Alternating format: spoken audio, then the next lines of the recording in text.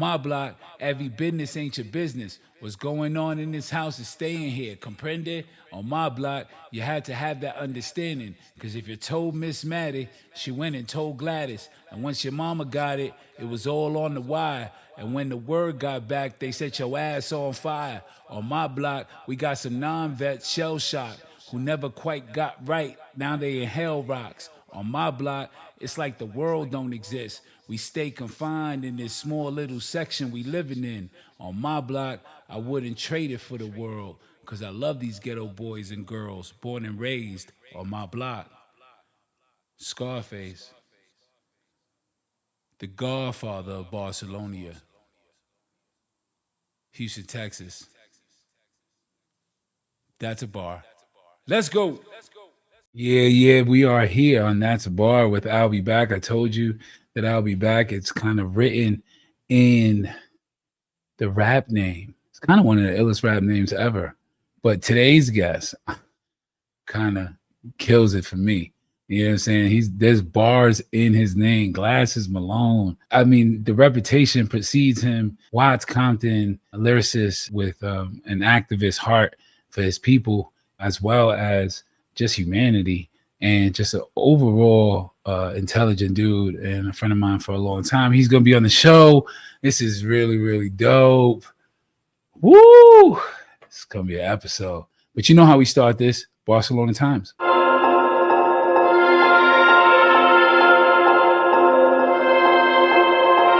All right, let's rock and roll. What's been happening? Raekwon. Yeah. Oh, man, this album is pretty dope. Ain't gonna lie to you. I skimmed through it. I haven't really gotten a chance to dive into all of it. But this is the first studio album since 2017. But also just the support that he had on this album from Mass Appeal and everything. I'm really interested in hearing this and listening to it. Raekwon, the chef. Man, Raekwon has bars that we're going to decode later in life and be like, oh, he also said, guess who's the Black Trump? Very early on with that. So big shouts to Raekwon. I can't wait to hear what's on this album. Dope. That's dope. Barcelona. All right. Yeah. Yep. There he goes. TC album. All right. Don't Tap the Glass. I always called Tyler Creator Rufio. I always feel like he's the Rufio of the culture. Like when the suits, everybody started wearing suits, he was on the block just burning palm trees on Melrose and Fairfax. So I'm excited. I saw the stuff with him and A$AP Rocky. It looked like he was out there in Barcelona.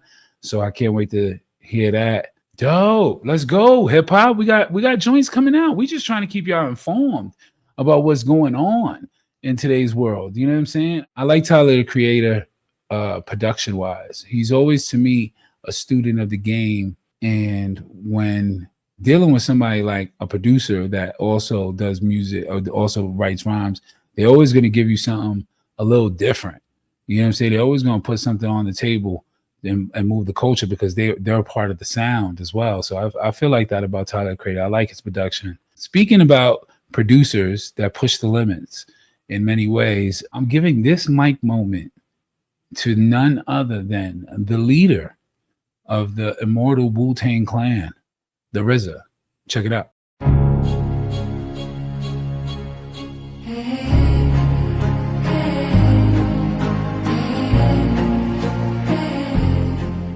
The pre-existence of the mathematical biochemical equation is the manifestation of rock, plant, air, fire, and water, which are in a basic formation, the solid, liquid, and gases that form all the masses, and the space catalysts and the matter that exists in the dense third dimension. It must be observed when the nerve is struck. See, the fourth dimension is time, and it travels inside our minds when the chakras energize up through the back of your spine. So observe as the chi energy strike your vital nerve. One swerve of the tongue could pierce you like a sword through the lung. Have you not heard that words kill as fast as bullets? When you load negative thoughts into the chamber of your brain and your mouth pulls the trigger that propels wickedness from the pits of hell or from the pits of your stomach where negative energy dwells.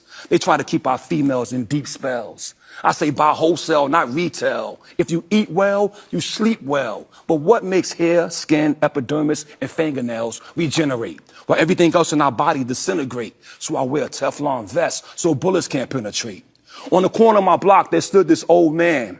He was a black immigrant from the land of Sudan.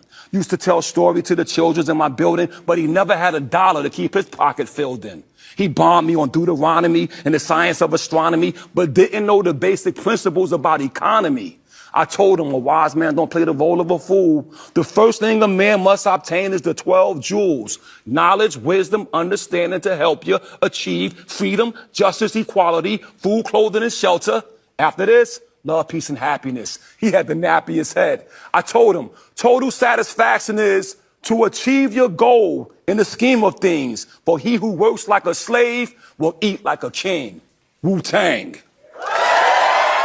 Wu-Tang, Wu-Tang forever. There was a lot of bars in there. I don't even know where to begin to dissect, and I'm not going to. I think those are lines from an OG, from a legend, from a 5%er, from somebody who stood true to who he is every time he's been on the mic and every time he's been on the MP. So shouts to the RZA. Me and RZA Rob, name printed in the tablets. Wu-Tang forever. That was the mic moment.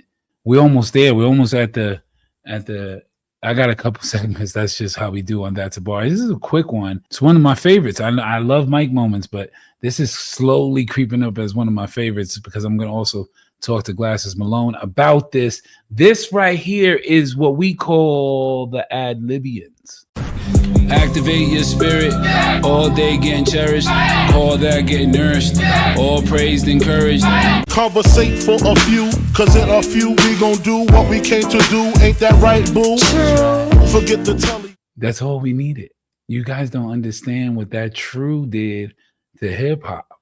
You guys don't understand what was going on in 1993, 94 with lyricism and bars and just vibe and energy, and what Biggie was doing to poetry and putting you in the place on the record in your ears. Just that True was just epic. And I encourage all MCs, man, come up with some fun ad libs that come out of nowhere that can shake and echo in our little thing of ours called hip hop. Because, yo, son said, yo, ain't that right, boo? And she's just like, True.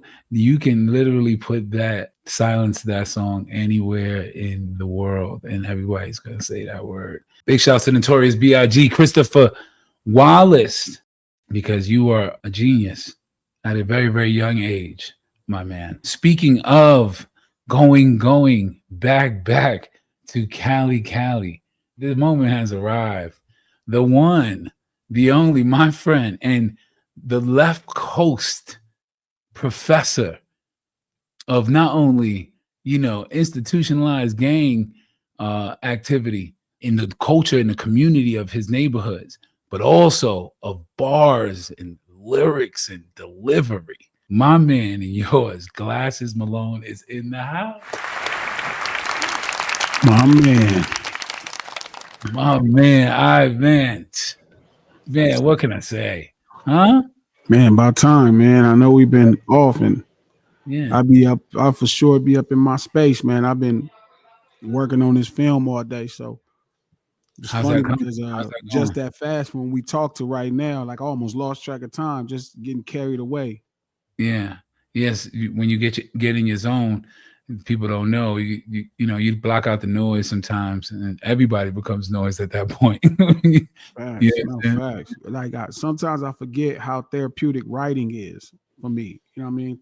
Like writing has always been really therapeutic, and I don't be writing raps. Like I put them in my head, I write them, but I don't write them down. But it's nothing like seeing, letters come from your fingers. You know what I mean? And onto paper or onto the screen. So it got its definitely therapeutic measure. So just really just being all I could be with it. When was that first time for you where you saw like these lines in your head, you put them on paper, and then you let everyone hear it? What was that? What was that like? Probably 22, 23 years old. Like I don't think I rapped them out loud as much as I played the song. And when people heard the song, I think they didn't want to like it because it was somebody that, they didn't think of as a rapper, but it had a charm to it that people really enjoyed. And then from then on, people would start to want me to rap around them and hear maybe something that I was cooking up.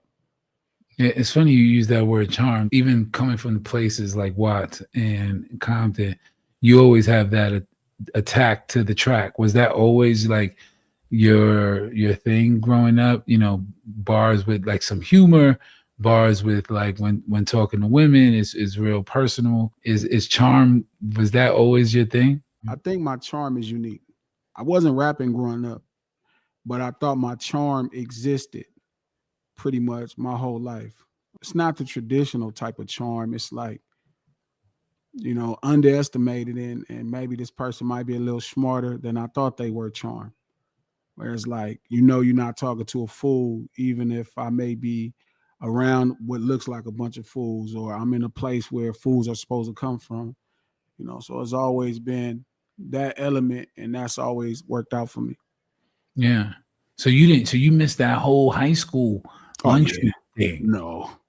No rapping in high school at all, man. We was selling rocks in high school, man. We wasn't rapping. you was a rock star.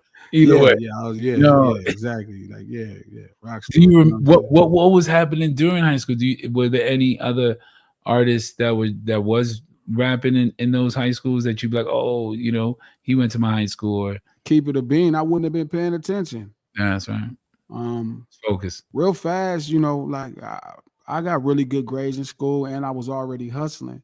So kind of like I really surrounded myself with either like my god brothers, like my family, or other people that was in the streets. You know what I mean, doing the same thing. So I think it was a few people that rap, but I didn't pay attention to them. You know what I mean? I was already only looking at rap at a professional level. You know what I'm saying? Like I don't watch college hoops. I don't watch college sports.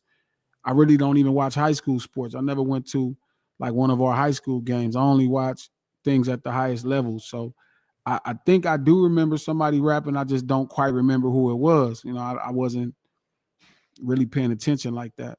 Yeah, nah. I mean, was it? I always wanted to ask you this question. Was it as depicted in the movies? Coming from New York, all we saw, was colors and Don't Be a Menace. You know what I'm saying? And Dangerous Minds was Sure. like school was school like that. A little more fresher. You know what I mean? A little more fresher. You know what I mean? People dressed a little bit better than the films. You know what I mean? Especially in high Right. school. It was definitely a little bit more normality. Everybody wasn't wearing the uniform, as I like to call it. Right. Um, I hated Juice in that aspect. Juice was like good 4 or 5 years late with the lingo, the jeans, the everything. You feel what I'm yeah, saying? that's how it is. You know what I mean? And really, it'll launch an era of people dressing like that. Ironically, it'll relaunch that era. But Yeah. no, it was like I mean, it had its definitely gang elements, but it was a little more nuanced than the films. No, this is interesting because you have a lot of it in your writing. So you're basically saying you lived a whole life before becoming a writer. Yeah, Things yeah, to paint about. right. So, so a lot of people get burned out with their subject matter, but since you started late, it was no burnout in that No, aspect. and over the time you start learning more. Like I've always been a writer. You know what I mean? I've always wrote stories. I used to in sixth grade. I used to write stories about Nintendo characters and sell them to people, almost like mini books. I always been somewhat of Oh, a wait, writer, but I hold on, wasn't hold writing on, raps. hold on. Which Nintendo character?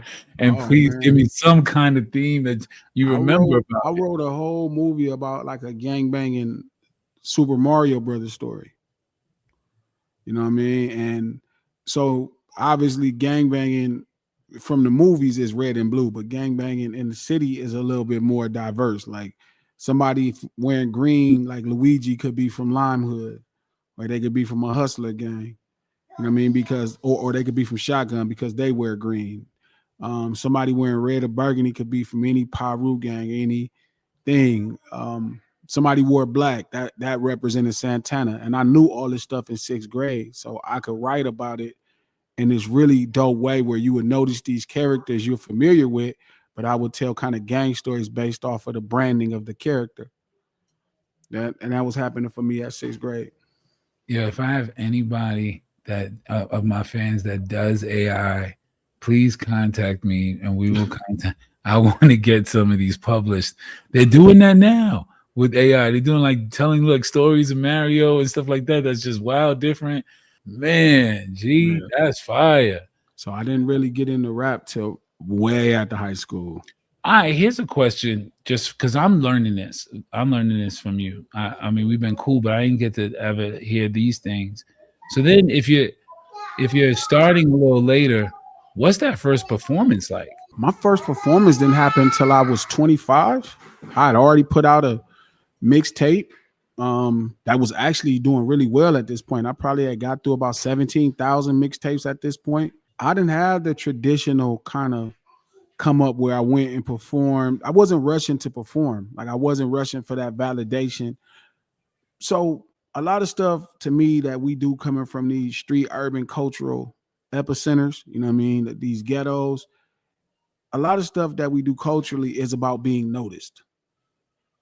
Is that fair to say? Like when you start rapping, if you start gangbanging, if you start, selling drugs, you just want to be somebody. You want to be noticed. You want people to know who you are. That's why people write their names on walls, or, you know what I mean? They go places and they're really loud with how they conduct themselves.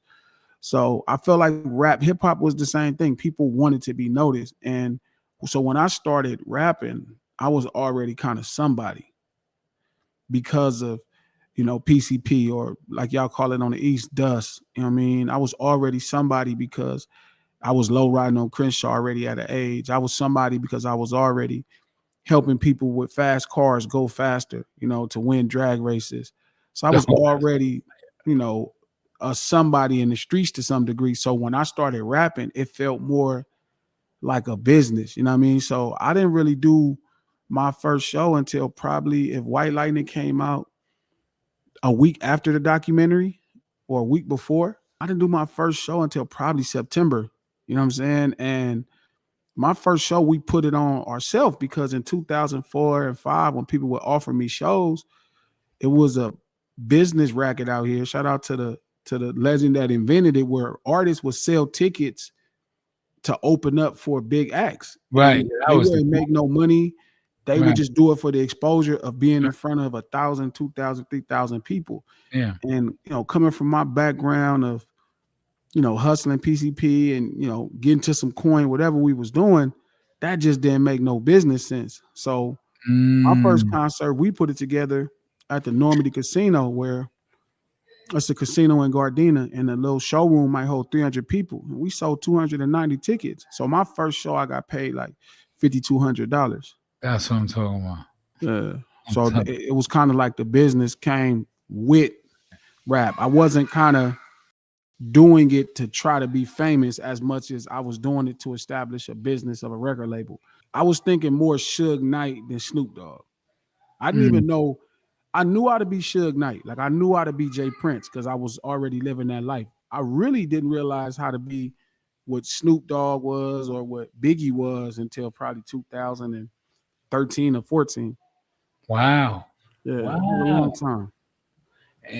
Wow. And I didn't know how to be a rapper.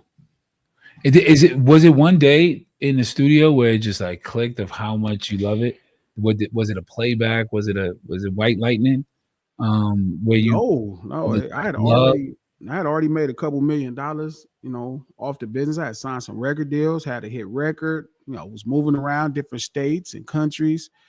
And in 2011, a buddy of mine I invested in goes by the name of Head. I made him a DJ in 2008, and he started DJing crazy, right? And he was like a natural at it because he was such a tech geek.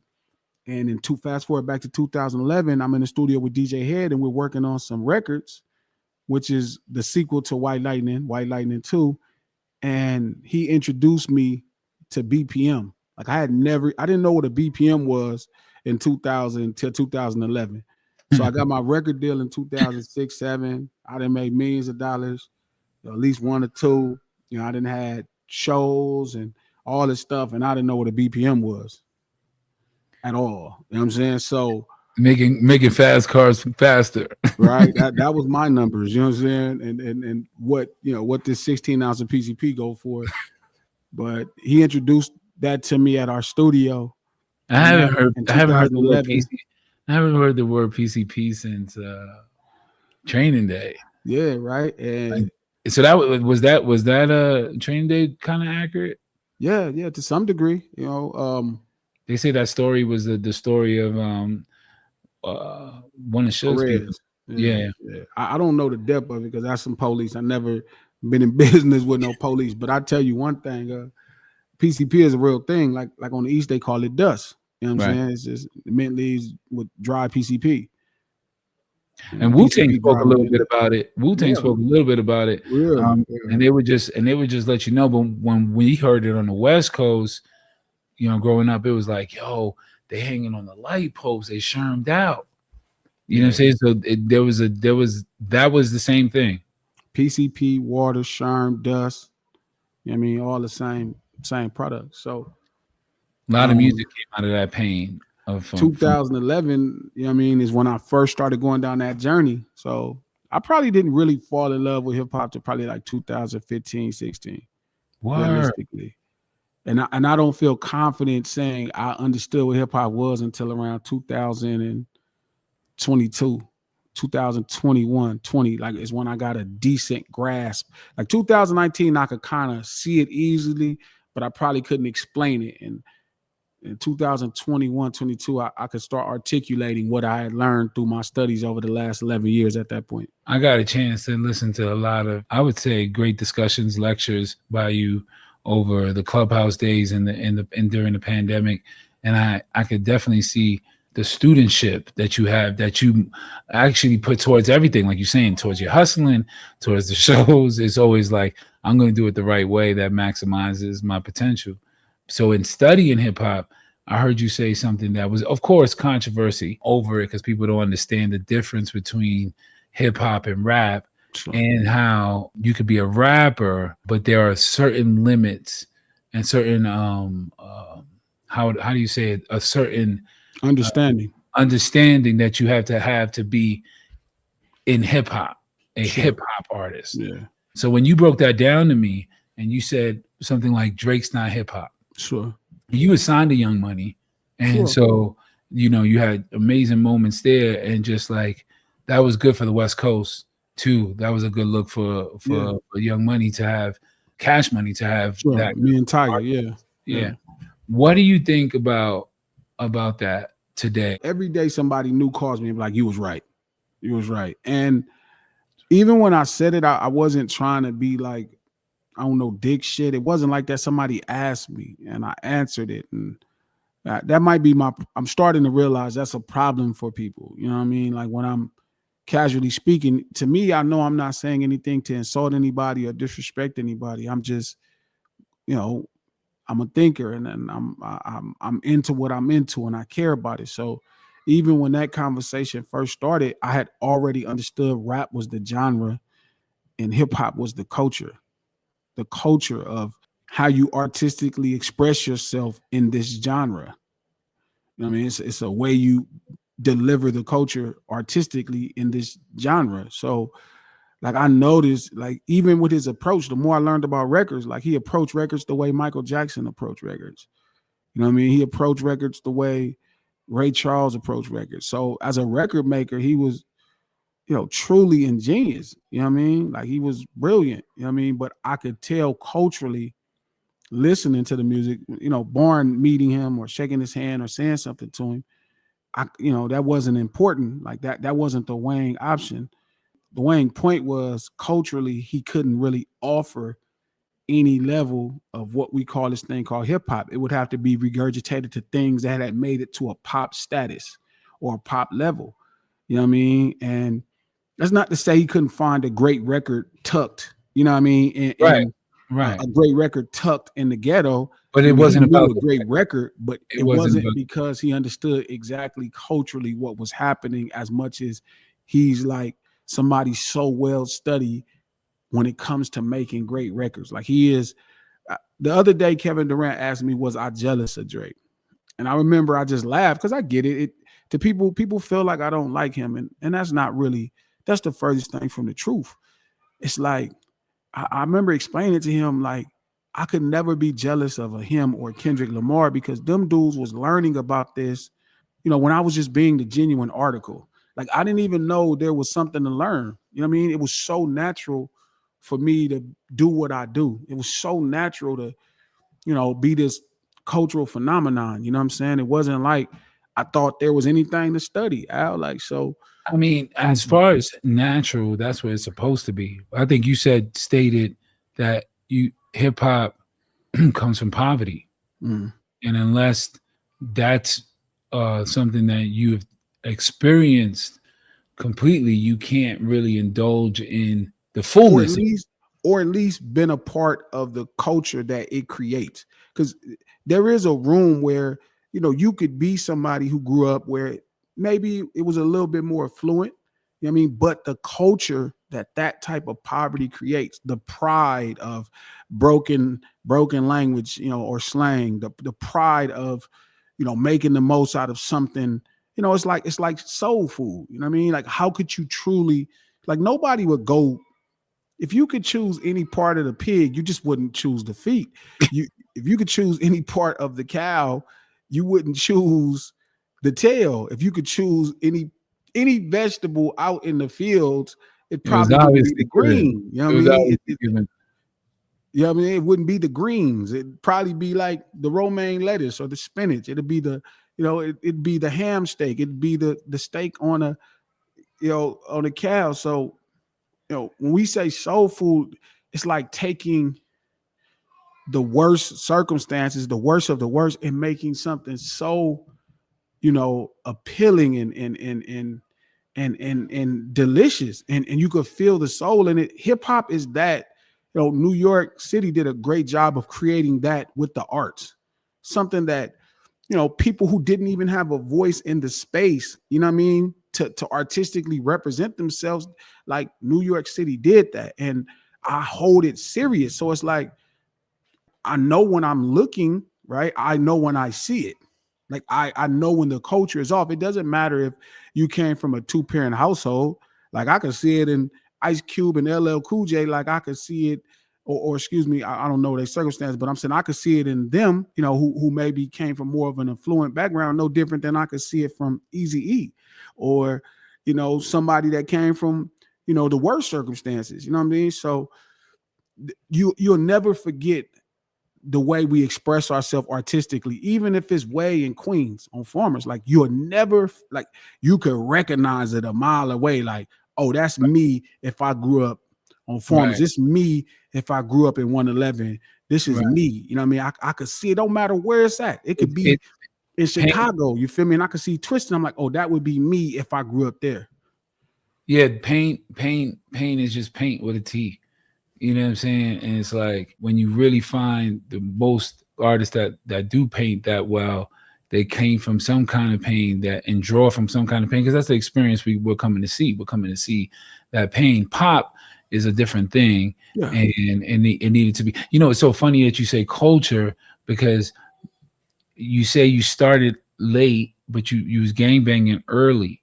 So gangbanging is a subculture of what being American and being just human is, right? Express artistically is what hip hop is. You know what I mean? Express, at least out of Los Angeles, now in New York. You know what I mean? Express artistically. It's funny you say that. He said now in New York. It's funny you say that. I want to show a video that is barred up, but the video is so like boom, culture shock. Show this one real quick. Siding with my nephew from the Blue Division, Crip game, Crip game, Crip game.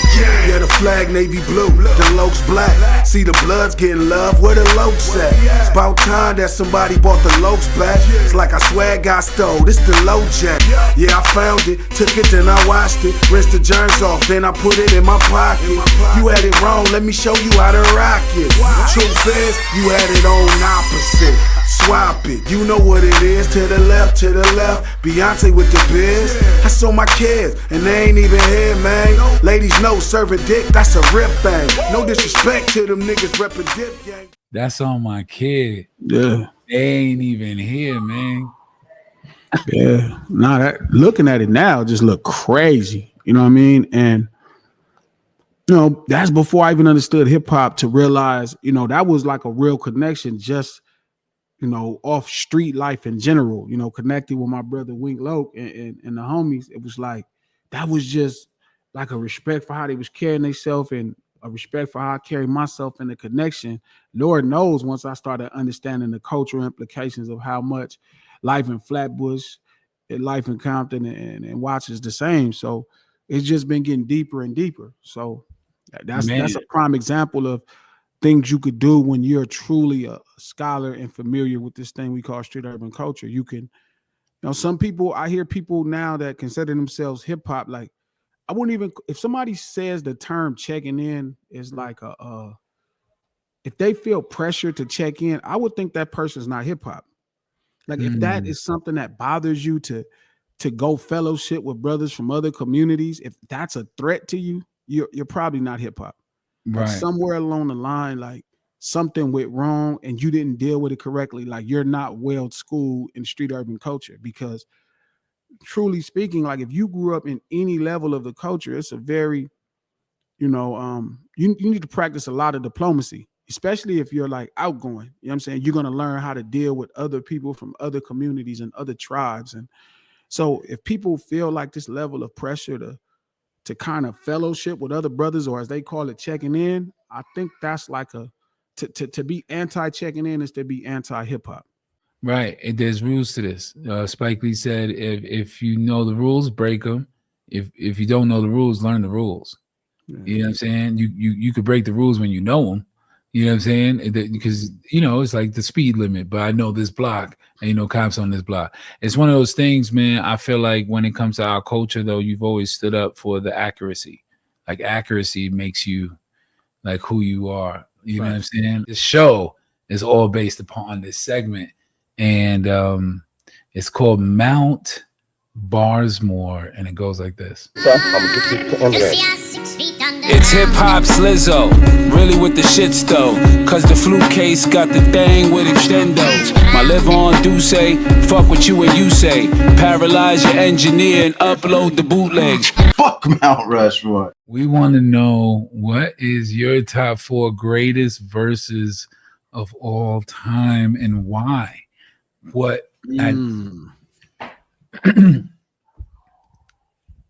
So like, I'm a huge fan of like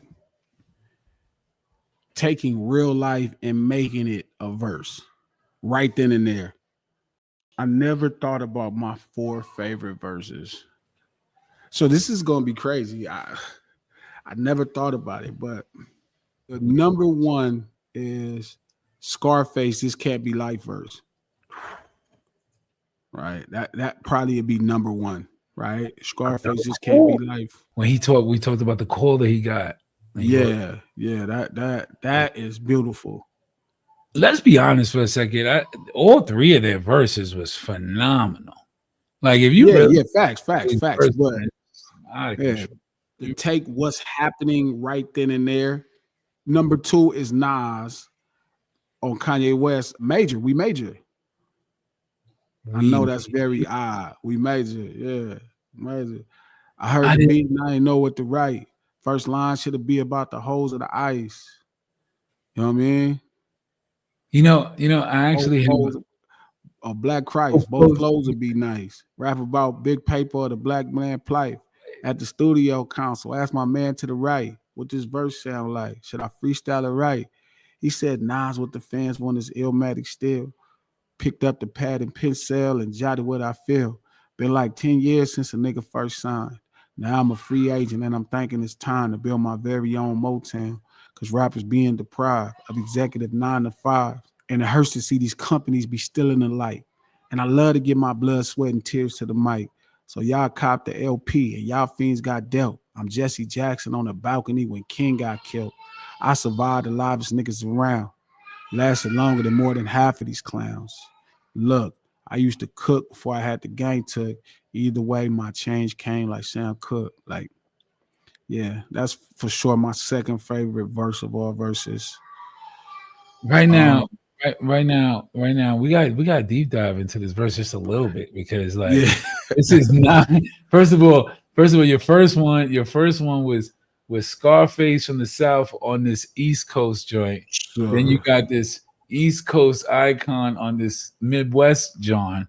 I want to bring up to the stage a Queens representative and a hip hop aficionado, you know, leader and CEO of ADHD, the podcast on Clubhouse and on YouTube and on Twitch and on everything you could think of. My man and yours, Queens in the building. Trap. Let's welcome to the stage right now. Let's welcome to the stage. Hey, this means a lot to me. I learned a lot about this. This is your friend as well. You know what I'm saying? I knew what he was going to say. I knew his verses were going. He missed one of the songs. I thought you were going to say another Scarface song. It is. It's coming. It's coming. I knew it was coming. I knew it was coming coming. for sure. So we want to welcome. Nah, it's crazy, right? Because I'm not like the biggest Nas. I'm not the biggest Nas fanatic. Like I'm a Jay-Z fan. I mean, not to say you got to pick him, but I'm like a diehard Jay-Z guy. But like that Nas verse. You know what I'm saying? I don't know. It's like, it's just like a light. You know what I mean? Like, and it's like, that's what this shit is about. Being able to do that. You know what I mean? Like, really get it off and make it beautiful. And like that as a verse to me is what I really like when you could turn real life into art. You know what I'm saying? And you deliver it. That's when it get real special to me. I got a chance to see you perform out in Colorado, and I love the performance. We got a clip of it. We're going to show it in a second. But I wanted to ask you because these first two picks are really like some MC shit. Yeah. What is this third that you got for us? So weirdly, it just came out, but it's the second verse to Whacked Out Murals by Kendrick Lamar. Riding in my GNX with Anita Baker in the tape deck. This gonna be a sweet love. Fuck apologies. I want to see him geeked up. Don't acknowledge me. And maybe we could say it's fair. Take it to the internet and I'ma take it there. I miss my uncle Lil Maine. He told me that he'd kill me if I didn't make it. Now I'm possessed by a spirit and they can't take it. Used to bump the Carter 3 and wear my and I held my Rolly chain proud. Irony. I think my hard work let Lil Wayne down. Whatever though. Call me crazy. Everything is questionable. You know what I mean? Like, and it's funny because like I said, that is my partner. Like I've always been a supporter of everything he did, but I'm not a fanatic.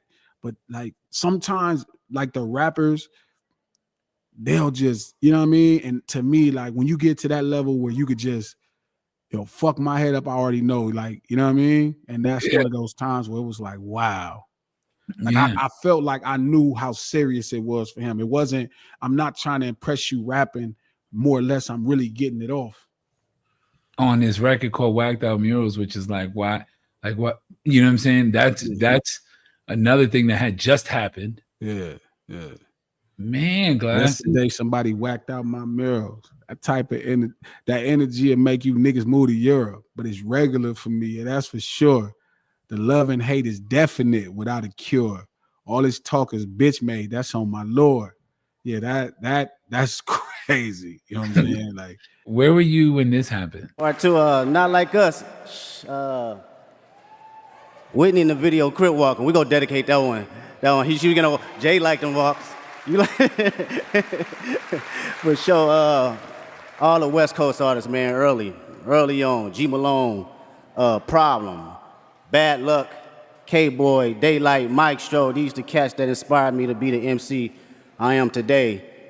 Shit, I was right here, same place. I always say this, I was screaming so loud, I didn't even hear him say my name. You know what I'm saying? That's the crazy part, like, that he won that 5th Grammy on one song. Like, that had never happened. Like, we don't talk about, the fact that nobody in hip-hop, I don't think nobody in music has ever won 5 Grammys for one song. You know what I'm saying? Like, 4 or 5 Grammys for one song. Like, I think people won 5 Grammys before at the Grammys, but I don't think nobody ever won 5 Grammys for one song. So, like, I remember just screaming, like, wow. You know what I mean? Like, like literally yelling like I'm on a roller coaster. And so when he was giving his speech, I kind of was just screaming over him. You know what I mean? Screaming at him. You know what I'm saying? I texted him when he was there. So it was like something to see, man. It was something. That's amazing, man. Like we was all screaming. You wasn't the only one, bro. Everybody was screaming. We called trap. I called trap. We didn't know what to do. We was just like, and you know, as a writer, That's as the a thing writer, too. As a you would have writer, you would have to look at it from even his story, right? This is the fifth joint in the grand scheme of his movie. When he's going to his inspiration, he goes to you first. You know what I'm saying? He didn't give a fuck, and like you said in Whacked Out Murals, he was able to give this real time kind of like thing. Is GNX your top K Dot album? what about far? Yeah, it's not even close. It's like Trap, far. what do you say? Are you calling bullshit on this, or do you think he listens to Yo, Daniel when he's cleaning the house? yo. He know I done told this 100 times. So I was in Cali. I was in Cali when GNX came out. I went to the studio to go meet up with him. He might have been out for about 48 minutes. 48 minutes. He listened to the album once. One I time. walk in the studio. He go, "This is best album ever put out. This is best album." I said, "Well, hold on, bro." He said, "I'm telling you, Trap. I'm telling you right now. This is best album you ever put out." Yeah. I said, "All right, well, that's what you want to go with." I started bumping it. I'm in the shower. I seen it came out surprised. I'm like, what the fuck? You know what I mean? Because he ain't tell nobody. Well, I ain't gonna lie, I wasn't asking. I was so riding high. You know what I'm saying? I wasn't even tripping. Like, if he never put out another song, it wouldn't have mattered to me. You know what I mean? Like at this point. But We were taking bets. huh? We were on ADHD. We was taking bets if he was going to drop us an album before the Grammys and before the Super Bowl. That's a fact. And it That's a came fact. loose. And so it's like when it dropped, I caught it. So I'm getting ready to go meet Trap at the studio. Oddly, I'm going to meet Trap at the studio. Trap Right? is He meet me at the studio. So bam, I'm playing it in the shower because I'm trying to get myself together to get out the door. So I'm pressing play and I'm listening, and I got it on a Bluetooth, and Whacked Out Murals came on, and it was like, oh my God. You know what I mean? So I'm bumping it. You know what I mean? I don't even restart it. I'm just playing it. I'm pulling myself together, throwing on some clothes. I'm walking out the door playing, and I get in my car. It connect right to the Bluetooth. I'm playing it. So right by the time I got to Trap, it was on Gloria. You know what I mean? Like it was on the last song. And I remember jumping out telling Trap, yeah, this by far his best album. He's like, what you think? I'm like, it's by far. Ain't even close. He ain't never even had an album that even had this type of initial appeal to me. Like I think he's always had albums that people, that thinkers like to get into and start to peel back layers and Easter eggs. Yeah. Like, you know what I'm saying? Like Trap said that recently. He said he had a you say he had a West Coast album in the clip. He didn't bring out the West Coast album yet. Finally got it. Now he delivered it on time with his. Because of him. It's because of him, bro. I told you he EX the project, B. I tell nigga all that time. It's true. He EX the project, B, without giving the credit. Man, because you be giving it to you really talk to your peoples. You really just like I don't try to like, to me, Dot is one of those artists where like, how do you tell him something? You know what I mean? Like, how do you tell him something? Like all I could do is pour into him more cultural things. I can't pour into him when it comes to records and creating because he's ahead of me. You know what I mean? He's been studying records probably. I just said this the other day, like when I first met Dot, he was doing his first mixtape. Jay-Z, most people don't know this. Jay-Z was an early buyer in K-Dot and Kendrick Lamar. They gave him a developmental deal at Def Jam, and he was mastering Jay's style. You know what I mean? He had made this mixtape where he was rapping like Jay, and he was like mastering his style. And then he did another mixtape, and he sounded like Wayne, and he was mastering his style. And then he do a song to Beyonce. That's when I first heard him at the Pit. We used to do battles at the Pit. It was Sticks. It was Sticks. Sticks brought me over to the Pit with Curtains. And I was able to see him. We used to rap all the time. He did a record with Curtains, but he did a record to Beyonce, I think. If I'm not mistaken, that was pretty creative. I think his ability though to, because Lupe was kind of like that to me. When Lupe came out, I think he did Dead Presidents. He did a couple of Jay-Z records that it was like, and then Jay-Z was kind of like almost like Jay-Z, I almost got my deal through Jay. Jay offered me a deal because of Chill and Loop. Like Chill and Loop gave Jay-Z White Lightning. Shout out to them. I mean, that's how Jay got up on what I do. Like Chill, the homie Chill Home, and Lupe gave Jay-Z. Like who you know what I'm saying? I've been blessed to be around players because they passed my tape to Jay, and Jay playing the CD like, who is this nigga? And tries to sign me, flies me to New York. You feel me? We sit down, we politic for like a couple hours. I'm like hella starstruck, you know what I mean? Because it's like, damn, I've been listening to this nigga since I was in high school hustling. And you know what I mean? I always viewed him, even before I understood street urban culture, you know, you look to New York as rap supreme. You don't, I'll be one of the people that's honest. Like, I kind of took Cube and Dog and them for granted because they was like around the way guys, you know what I mean? Like they was like every day, like breathing air. So when you looked at rap, you thought of New York people. And for him to be, you know, have me in his office and telling me I'm like one of the dopest West Coast niggas he ever heard, that shit was like, oh man, it was like devastating. You know what I mean? I didn't even know how to talk. You know what I mean? No lie, like he wanted me to rap and I couldn't rap, bro. Like my homeboy was like, I'm saying bars and I can't finish them. And my homie D Brown is finishing off the bars. Like, you know, next time you talk to Ho, I'll ask him. Like he I'm sure you don't remember, but that's how he was so cool. He was such a player because he knew what type of nigga I was that he was like, don't trip, fool. Like he knew at that point. I knew he knew what he meant to me at that point. You know what I mean? If it was ever a question, he knew like, oh yeah, I fucked this little nigga. I mean, even this little nigga fucked up. Even the decoded bars intended, the decoded lyrics of the Hustler. And what you was already attracted to as far as business mind. This is already how I'm living. You feel me? This ain't even rap no more. And I always tell Trap, like, I never listened to rap music or hip hop like in wonder of a nigga being smart or witty with bars. And that could be because I carry my own wit and I was smart myself. But like you had to be kind of on a level of lifestyle culturally that made me be like, oh yeah, that nigga really doing something.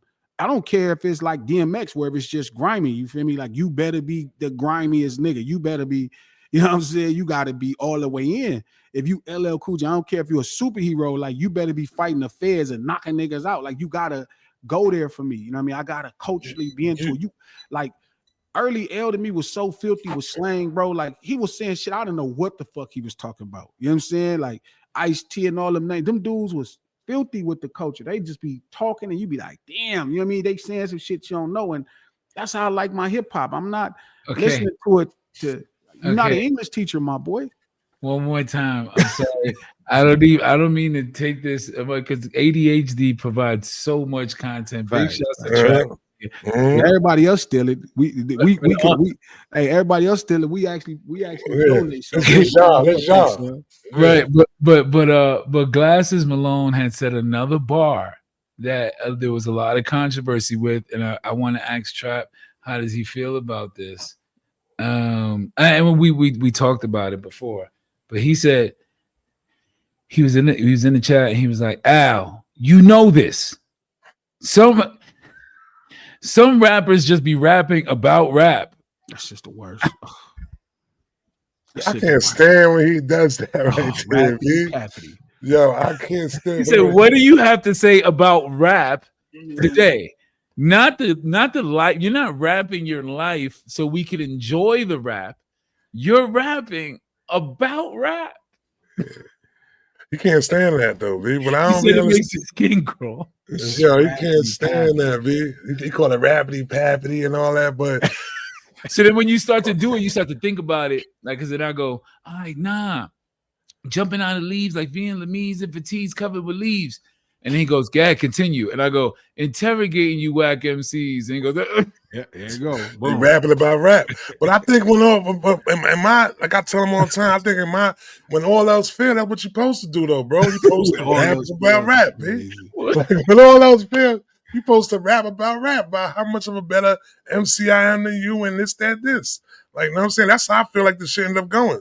But he, I mean, I always get what he say within the, you know what I'm saying, rapping about the culture, and you know what I'm saying, and who a person is, and that's what the person want to hear. You know what I'm saying? Right. And then when he say the stuff about the witty, he a witty rapper. He say witty things. Sure. You know what I'm saying? But I know what you're talking about because you also, to your defense, and I'm gonna let you finish. Sure. You said Illmatic. You was like, there's no rapping about rapping One Love. For sure. Nah. That's so the one thing, like the closest to me. Now again, I'm not the greatest of Nas catalog, God, straight up. but I heard the beat and I didn't know what to write. That's the type of shit. Like, don't be just rapping about no, like, and he was nice. Like, he was talking about his experience of people he knew that was great, people that died since I'm Jesse Jackson on the balcony when King got killed. I survived it. You know what I mean? Like, that's what I'm looking for. I'm looking for something to feed my soul. But if you in there rappity pappity, you know what I'm saying? It's like, cool. Like, okay, you smart. You with it. Okay, you're smart. English teachers will be dropping like classic albums, like an English teacher from Manchester, you know what I mean? And that's what's wrong with, to me, a lot of the UK homies. They be writing that shit, and I'm like, bro, that shit is unseasoned chicken, bro. Like, season it. Like, where is the flavor? I want that UK flavor. Like, y'all supposed to be getting shit off, and I'm supposed to start talking like y'all. You know what I mean? Like, when your shit seasoned, they don't move the like, goalposts. You saying it's a lot of they never East move Coast the goalposts. lingo. Yeah, it's a lot of East Coast lingo that's on the West Coast now. Like, it's a lot of West Coast lingo that's on the East Coast.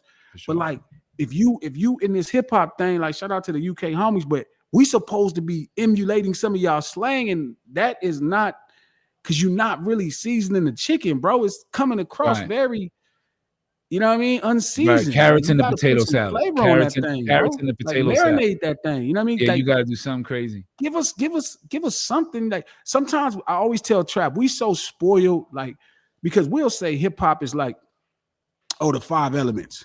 Right? You hear niggas say that's niggas' favorite arguments, because niggas be so filthy that you don't even think about it. It'd be like second nature. That's like seasoning. Breakdancing. You don't gotta tell nobody how to season. Nobody no told me chicken. how to dance. Nobody you told tell me them how to fry chicken. You know already you need to put some seasoning in this shit. I think sometimes we don't understand that everybody don't season their food, B. Like, they just don't. Some people just cook that shit. And then don't even clean it. Don't even clean it. Just throw the shit in the fryer. Don't even clean it. Just throw it in there. The chicken be golden brown. Hey, that's how UK rap be sometimes. The chicken be perfectly golden brown with the right amount of crust, and you taste it, and it ain't salt, pepper. It's just I don't want it. Like, I don't want it. I don't want it. Keep that. I don't want it. Keep that. That's how UK rap. Shout out to the homies. You hungry? No, I'm not hungry. But then you say you got the Skepta verse over Joyner Lucas? No. See, you really want to talk about that right now, V? You really want me to talk about that right now? You said program. I'm gonna tell you right now. Joyner Lucas ain't got no seasoning on him, B. You know what I'm saying? I'm gonna keep it a buck right there on that. That's the thing. He ain't got no seasoning. You know what I'm saying? He's soaking in whack juice. You know what I'm saying? That's it, B. He corny. You know what I'm saying? So really, when Skepta came back on this next one, though, I had Skepta, but I tell you, I can't listen to them croissants and beans and all that. I can't listen to that, man. I can't listen to that. So it didn't take much for him to really get Joyner, though. But come on, bro. I don't want to hear that shit, man. But I told Glass it sound like Game of Thrones rapping, B. It sound crazy, B. But the thing is, see, that's an advantage you have, like, and that's why you got to get filthy with it.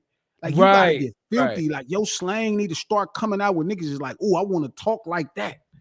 Like, Drake is the king to me of saying some shit he ain't got no business saying, but making it sound filthy and niggas introducing it into their everyday lingo. He barely know what it means. Like, I heard a nigga the other day talking about, yeah, nigga, because we do phase. And I'm like, bro, that's not how we say it. But they still got that from him. You know what I mean? You get what I'm saying? And to me, like, we're starting to consume enough rap from the UK. You know what I mean? We're starting to consume enough hip hop from England, from over there, to where we should be introducing slang. Like, you know what I mean? Like, we'll be talking. I hear like what you say. Back to K-Dot. Like, you hear niggas around the country, you say, whoa there. You hear niggas around here talking about dunks and talking like Florida niggas. You hear everybody talk like New York niggas. So, you know what I mean? Like, I agree. I think my grandmother could walk into a UK kitchen and still burn, right? And I think even the way Kendrick said Crody, it made it better than how I've heard it before. Because that's a West Coast word. It is? Yeah. Please, my friend, break Cody this down. For Crips. Oh, we started that. That's our shit. shit. Yeah, it makes sense. Yeah, that shit went up there. It's Crips there. It's homies there. Like, that shit went up there. That's our word. Wow. You know what I'm saying? I thought that was like, it's like Brody for Crips. Oh, that makes perfect sense. Yeah, that's what I'm saying. Like yeah, 6 years, 7, 8, 9, 10 years ago. What up, Crody? Like the homie White Dog still talk like that right now. What up, Crody? Like niggas still talk like that. But I'm saying hip hop's supposed to put you on new seasoning. You know what I'm saying? Like new seasoning, new flavor. So I think again, like I've been telling homies, it's not they fault. Like you argue with niggas on Twitter, it's like, bro, this not a writer's award. And I always tell Trap that, like, sometimes we get caught up in a writer's award. It's like, nah, bro, this the style award. This the culture award. You got to do that shit all within. You got to have the best pen all within the best style and the best culture, which is why he kind of is harsh on Jordan Lucas. Jordan Lucas is one of the better writers I ever seen in the business. He's an amazing writer, but you got to season that shit, B. You got to season the chicken. You can't just serve it. It can't just be golden brown and cooked to a T. And you bite into that shit and you just taste chicken and grease. Like, bro, Trap. Because how you blame us? Because you keep lying, telling people it's about bars. It is about bars. Bars. Yo, you are on that's a bar right there. It's definitely. No, he's saying something. He's saying Because something. Is it a bar? Is it? You are from New York, and everybody talk like y'all. The white people talk like y'all. The people that work at the bodega that make the talk like y'all. So season has never been a question in New York. There's no listen, Trap. We call it sazon in New York. We call it sazon. That the food ain't seasoned. We call it adobo. Bro, in England, there's places where the food's not seasoned at all. Yeah. You know what's funny? Oh my God, it's the worst. England is just. I didn't even know what to eat. That's crazy. That's crazy. That's crazy. Now he's dropping gems. No, but what? Like, I know what he's gonna say next. I know what he's gonna say next. Watch this. Go ahead, go. Everywhere you go in New York, the food got flavor. There's places you can go where the food don't have seasoning and hip hop's not there. Where's that? You gotta find it. Like you gotta represent the season part. You can't be over here with them meat pie wraps, bro. You gotta put some seasoning in that shit. Season that shit up. You know what I mean? So you think if you go to the urban community in London, they're not gonna have no seasoning? Oh no, they got seasoning. They get cracked because it's Jamaican spots. Yeah. It's the not spot. even. I'm not talking about just the food. I'm talking about they form of their. You know how what I always say, I got more slang from the movie. What's the movie with John Boyega? His first movie, Attack the Block. Attack the Block, yeah. It's an English street movie. Right, like I got more slang. Allow it. Like when somebody do some, man, allow it. Like that shit fire. Yeah. But they don't like that. I ain't gonna hold you, right? So when I was going like my binge, when I go binge watching like Top Boy, you ever binge watch Top Boy? You find yourself using it. You gotta watch Top Boy. You find yourself using a little slang and shit after that. That's what this is. So Trap, you was the kid that watched the Kung Fu flicks and then started beating brothers and sisters. I followed him up. Van Damme and believed it. I followed him up.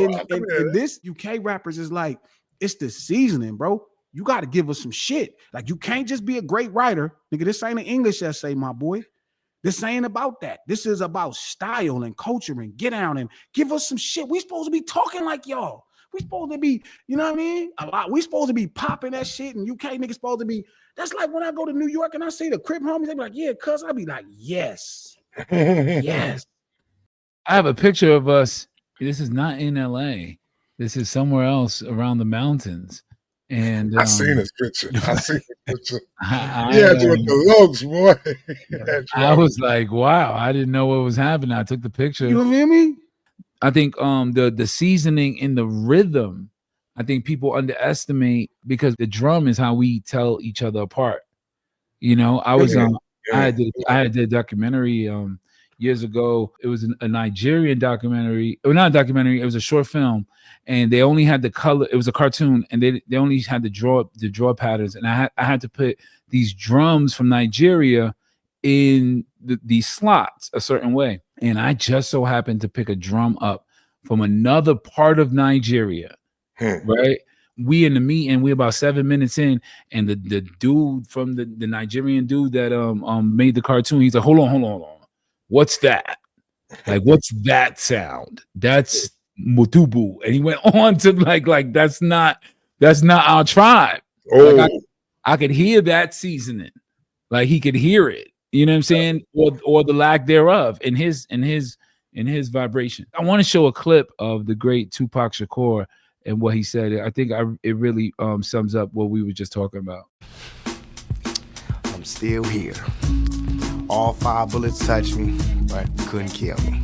So all you did was really just give me that much more ambition, that much more drive to go forward. You really won't be able to stop me because I'm gonna be unstoppable. Because my heart is strong, my drive is strong. I mean, I feel like God put his hands on me.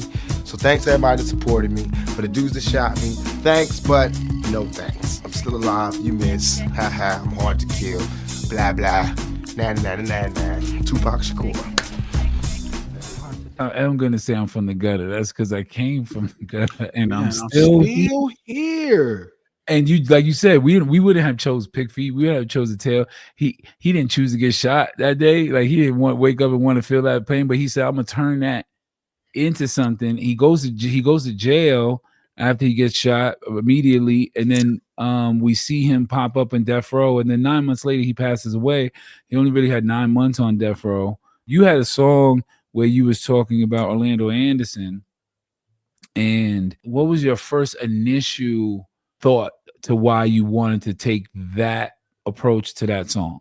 To people, it sound crazy. This is right when I got a grasp on hip hop, a very fundamental grasp, like of what's asked of me. You know what I mean? Culturally, like what's happening. And it's like when people look to Glasses Malone, they're expecting me to give them street urban culture out of Los Angeles. And I start looking into the word culture, the locations, rituals. You know, and one of the words that I saw was morality, things that we think is right that maybe is very unique to our space. And one of them is like a simple rule, like if people jump on you, you know what I mean? Like that's like the grounds for that is elimination. Like, and we all know it. Like, we all understand that that's the rule. You know what I mean? So I was looking at things that I felt the world knew about Crips. Like, what are events that the world knows that Crips were involved with? And I can voice a Crips perspective better than anybody in hip hop. I'm talking about better than, you know, the Greatest and Dog, better than Cube and Dub C, better than Nip, rest in peace. Nobody can voice culturally what Crippin' is better than Glasses Malone. Like, I can give a nuance that nobody else in history. That's where I'm strong at, is in that nuance, that understanding to a real, you know what I mean, breakdown level. At least at that point, you had been getting Crips for 30 years. You've been getting it's to the point now, Al, where it's niggas that grew up in New York that have no idea Crippin' started in LA. Like, it's kids that grew up every day that don't know hip hop started in New York, because that's how familiar and second nature it is to their upbringing. It's normal. So I really knew that the people that move space and the tastemakers understood exactly who I was. And it was my job to say, look at this type of perspective, look at this type of cultural understanding I can provide you at the highest level. Yeah, and that's how the song came about. When we saw the video, it looked like a reporter. Like, it looked like you reported, you know, like, you know, just like how Nas did Rewind and I thought I got a story to tell. It was real. You know, apparently that wasn't Anthony Mason's girl. You know what I'm saying? He made us believe that. He made us believe that. Right. You know, Nas Project Window. You know what I'm saying? It was like, all right, this is what I'm seeing. Jay-Z, when he shot his brother, you know what I'm saying? And the intricacies that he let us know into something that was, here's this massive story that everyone feels they know. Everyone feels they know. And I feel like a lot of things were deleted from our memory for a reason. That there's a reason why it wasn't blatant to the whole world that Orlando Anderson and this, you know, like, he got jumped and he retaliated. I don't know how that became disconnected. Sure. It felt like it became a cover up until your track drop. Sure. That's Track, fact. like can you That's think fact. like it's a fact? Like, I don't Right. think I've ever even heard Orlando Anderson's perspective of Not I at all. can't go back to the hood after this rapper jumped me on and it's gonna be all over.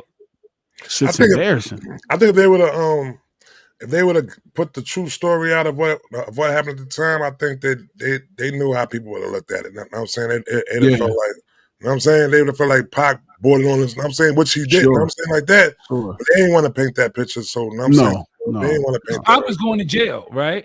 Pac for jumping he'd the have been, he'd have been in trouble. Oh, yeah, for sure. He'd have violated for sure. You know what I mean? Sure. But because of like, he was on parole. Suge went because of that shit.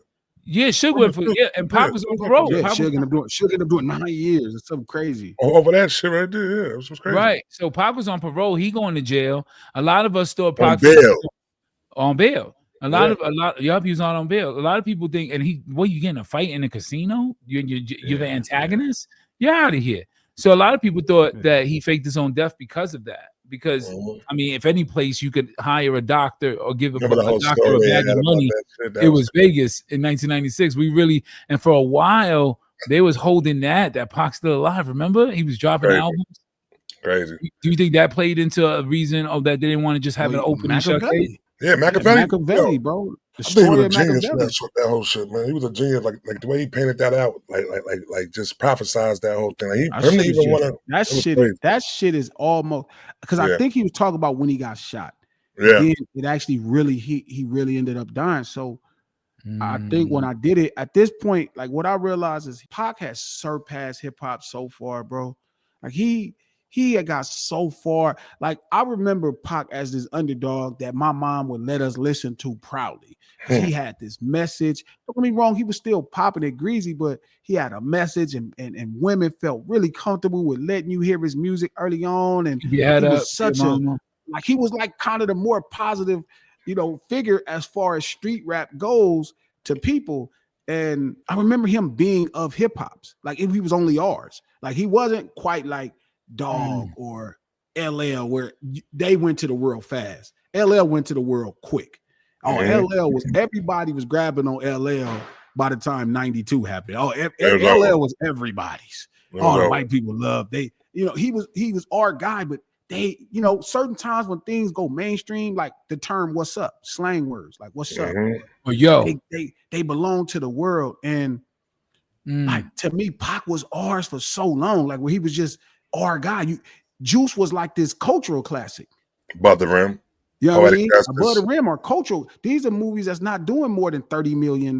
They're like our things. And we knew Pac was fire. And then All Eyes on Me came out and he finally broke out past that, right? Don't get me wrong. The world looked at him crazy because of these cases and him getting shot, but he didn't belong to them.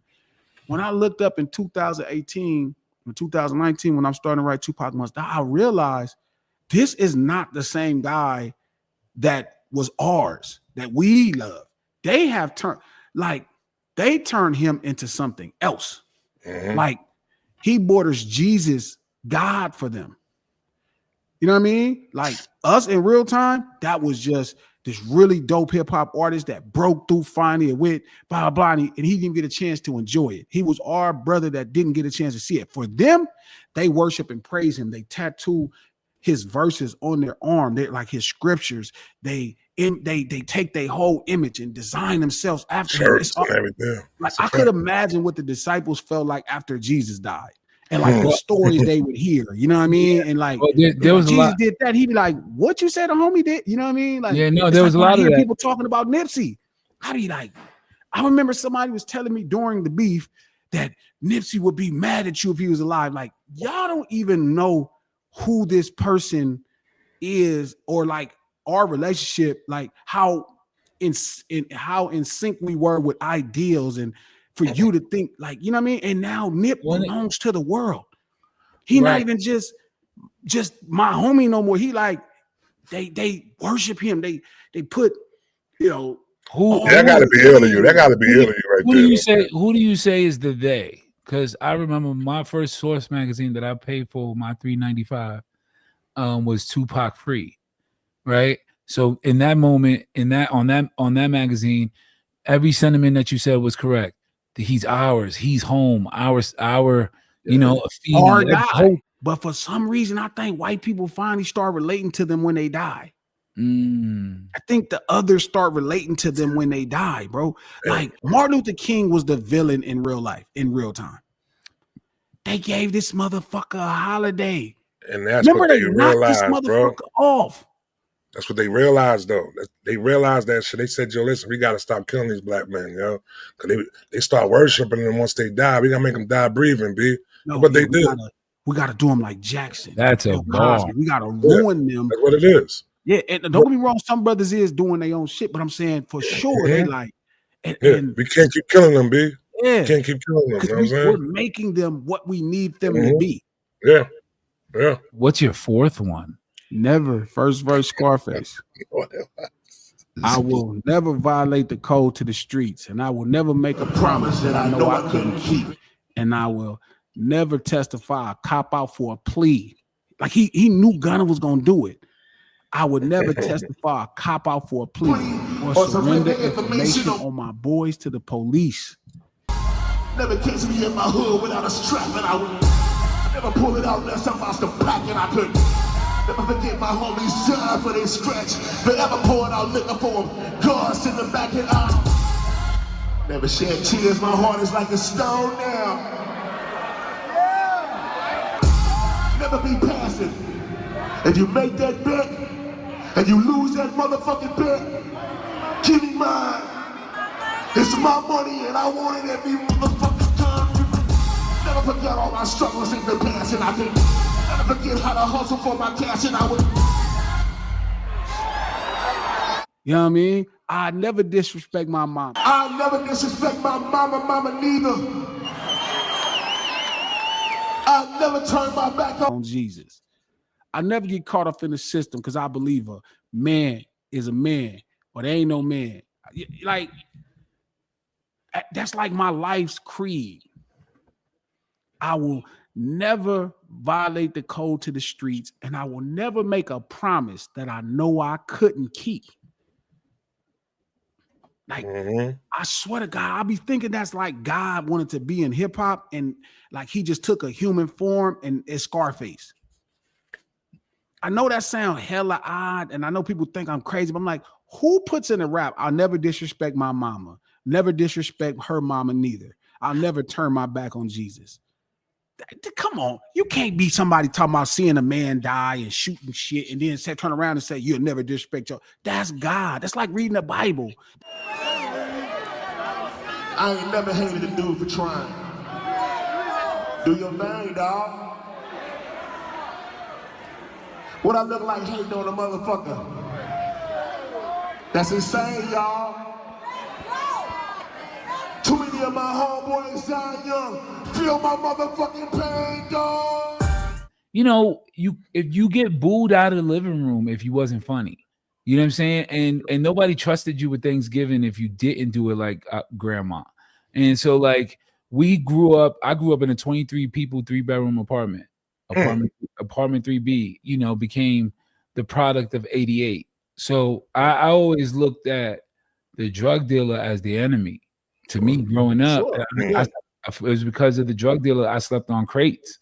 It was because of the drug dealer in my brain that my Nintendo's gone. Sure. You know what I'm saying? So in that, I have a different pain still with the seasoning of hearing the drug dealer outside in his arguments and hearing the lingo that's going on and seeing, you know, I was born, Bronxdale is like, see. I know, I've been to Bronxdale. Yeah, Bronxdale is like, there was the Zulu Nation would gather there, you know what I'm saying? And through people say that's where it started at. I spent a significant amount of time there, dog. And I could see why hip hop could come from a place like this. Yeah, it's just nothing but buildings. We have drag-ons from there too. It's like 3 sections and like 8 buildings each section. Queensbridge is like humongous in that aspect. A whole nother world. It's a city in its own. So it's the biggest project in the world. You go from this car, which is a box, or a train, which is a box, or the bus, which is a box, to the elevator, which is a box, to the apartment, which is like, you know what I'm saying? These little boxes, it's A through M, 22 floors. Like crazy. You know what I'm saying? Crazy. It's a lot of people. There's a lot of people just on top of each other. So the season, it had to be good, or else it wouldn't, the cream of the crop. It doesn't make it to the top out of if it's everybody flavored. Like you can't get away from that. You can't just go right on a wall and just put some cursive. Like develop your letters. Do you think that's why K-Dot takes some time in between albums? Well, to me, with Dot, he's always developing a theme, right? So he's always recording. It's not like he just somewhere at home, like, you know, making sandwiches and shit. He always recording, but sometimes it take a while to get into a theme. Like I'm a creator like that, but now I've kind of elevated to another level in storytelling to where I could kind of make a theme out of different things. Like I don't need naturalness to happen. I could design it, you know what I mean, straight from the beginning. So but I think it takes time to find a theme, things that's going together, some kind of sonic connection of records and the energy that matches where you at currently. So, you know, like I think that's what he waits for. He definitely has more of a natural feel to me than a lot of artists, where it got to just be in that moment of what he's doing. Personally, that's my belief. And that's what I realized about, back to that point I was telling you about KD, and then when they was asking me was I'm jealous, I'm like, bro, I knew that these dudes knew more about this shit than me once I knew it was something new. How could you be like, you can't not study for the test and then somebody got an A because they studied and you be jealous. You already know why you ain't got no fucking A. If you look up and get A, that's cool too, but you can't be jealous of a motherfucker. You knew what you was doing Tuesday, Wednesday, now, Thursday. I can see if we was doing the same thing. I'm studying records like him. You know, I'm not on Crenshaw Boulevard. I'm not selling these rocks and selling these sherms and at all these parties while he's studying shit at his house in the room and got his headphones on and he's rapping in his clip sign mic. You know what I'm saying? Like I'm actually on Crenshaw Boulevard, like pulling broads and living the songs. Extended clips. He on his clips mic, his clips autograph mic, rapping the clips and shit. I'm not doing it. I could not. I just got it. So while Dot is mastering styles and Drake is mastering styles, I'm mastering the Boulevard. Yeah. So how the fuck could I be jealous of somebody who put in work because they shined at a job that they worked their ass off to do, and I'm just this natural person that's doing fine because I'm natural. But I don't know the shit, especially 2010, 11, that these motherfuckers knew. They knew a grip of shit.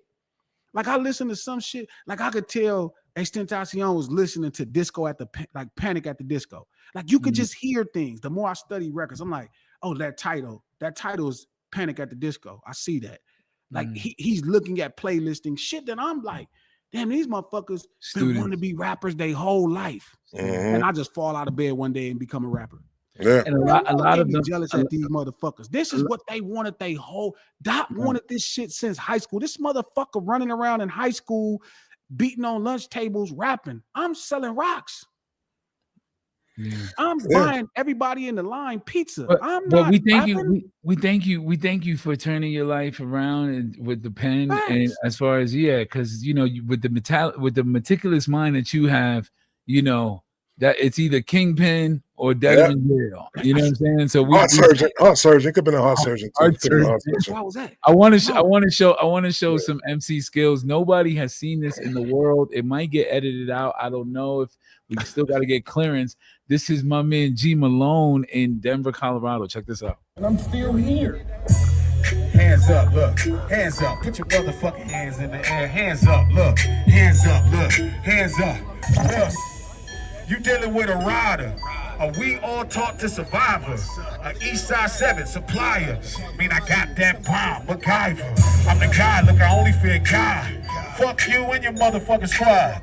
Got word, no jobs. Put in work, no pride. I'm with that. You can get that. Try and pack me, pack, get back. And my bitch go too. Wartime ain't no rules. Toolie on me, Bob, not Pro Tools. One deep, ain't fucking with a fool, fucking with a foolie. Nigga, I'm a foolie. And up to this point, my life been a movie. My mama was a D girl, brother still at it. We all been in jail, nobody ready. 2 16s, call that magic. Bring 2 racks, let a nigga have it. Got 2 straps, let a nigga have it. Hold the trigger down, cause they fully automatic. You can tell by my accent, I'm so L.A. 1 or 2 rappers that you know sell weight. 1 or 3 rappers that you know shit's real. Didn't sell my soul when they offered 6 mil. I didn't pop it when they offered this pill. I didn't drink when they offered top shelf. Police says realest thing is not tell. Got somebody watching me, I feel like Rodwell. Make some, okay. Got the little young tenders out here. Put on some clothes.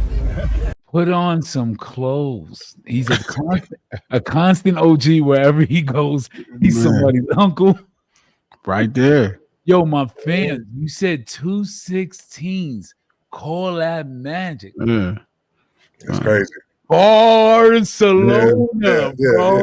Yeah. Hannah Barbarian. Hannah Barbarian. Hold on.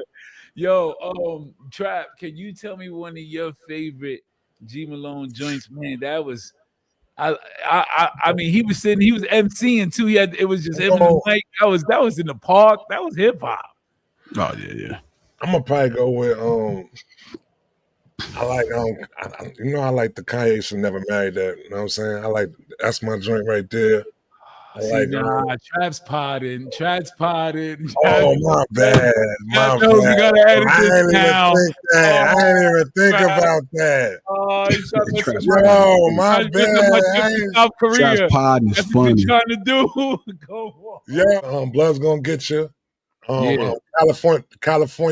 What's his joint? The California man. When you went all around the California joint. California. California. That's my joint too, right there. It's another one he got. But yeah, Blood's gonna get you. California man. He be sending me a bunch of joints though, B. Me and his song. Matter of fact, me and his song. I got me and his song up there. Yeah, it is. I was about to ask you as a producer, have you worked with him? Have you gotten a chance? Yeah.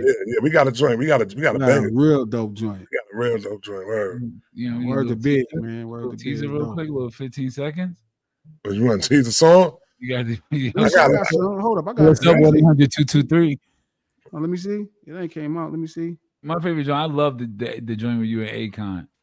Oh yeah, I love that record. That's his joint right there.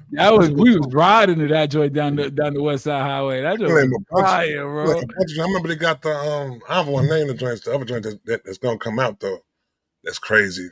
Do you find yourself rapping different on features versus your own joints? I think people get more bars on their joints than I do on my own joints.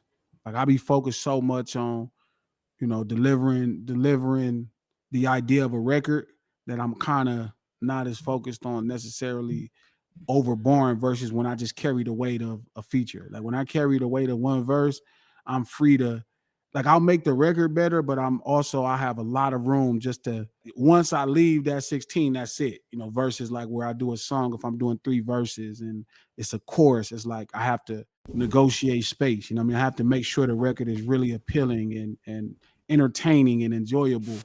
That you did on Lupe. Yeah, Tessu on Youth, Choppers. Yeah, spit that. I'm about that.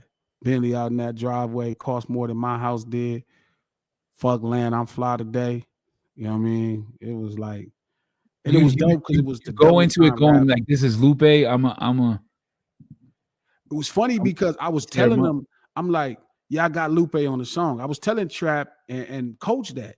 My Coach Will, who do lunch hour with me every Monday, Wednesday, Friday at noon on No Ceilings by Glasses Malone on YouTube page, blah, blah. I was telling them, and they was like, Glass, you ain't never got Lupe. I'm like, bro, I'm telling you, if you listen to this song, I got Lupe. It was a conversation.